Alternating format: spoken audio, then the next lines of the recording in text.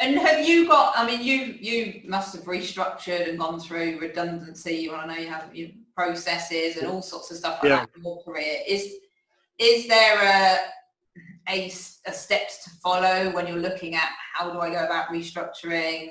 How do I go about saving costs?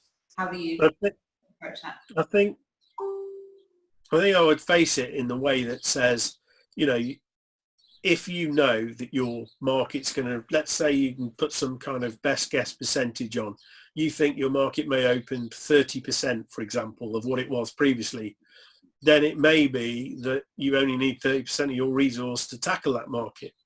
But if you've got, pretty good cash flow in the business, you need to think more medium term, more long term, because these are great people you've trained, you've invested in them. And whilst the market may be quieter now, you don't want to be in a situation where you're, 9-12 months down the road, your market's re-emerging, you can't get back in touch with those great people because they've moved on because they're great people, and you're going through the whole recruitment process again. It'd be good for you, Louisa, in recruitment, but in terms of the teams thinking about their guys and their girls that are in the team and the hard work that they've done, there needs to be some loyalty where the cash flow's strong. And I think you can go through thinking about staggering people back to work. You don't have to have everybody back in. You've got to think of the social distancing, your health and safety part of it in terms of mapping out the building to make it safe that you're in is going to be in place. So you may say, I'm only going to bring in, 50% of the shift for 1 week, or they might do half days or something like that. But the key is to think about, if you're going to put them in teams, keep them together. Don't mix them up, because that's the whole point about the safety. If you've got, a team of 5 or 10 that are coming into the office, keep those 5 or 10 together, right, and don't flip and rotate them the following week. Once you've got your team, stick with that. If you feel that your cash flow is not as strong and you've been given, for example, the directive to reduce costs, then I think you've got to use a very fair and straightforward criteria. And if you've got an HR support within the business, you should use it, because they'll give you some guidance around what criteria to use, whether, it's not just last in, first out.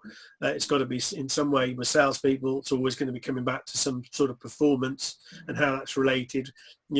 It's difficult sometimes if people are on probation. They may feel they're more at risk, but not necessarily. It depends on the criteria that's being used between yourself in discussion with your HR. So I would urge anybody with an HR department to speak to them if you feel that that's a route you've got to go down. But the key is to be fair and be straightforward with people. People are going to be anxious. This is a terribly difficult time for people's mental health and, and the stresses and strains that we have in everyday life, and then this as well. So I think, sales leadership is going to be absolutely key across the board. Our sales economy's, been sort of on the downslope, and people, and you only got to read any article and it tells you it's one of the worst recessions we've ever faced. And, that's still looming. So I think we've got to sell our way out of this. And all those great people, do you want to be laying people off at a time when, once it starts to re-emerge, they can go, flat out and start to really deliver for you?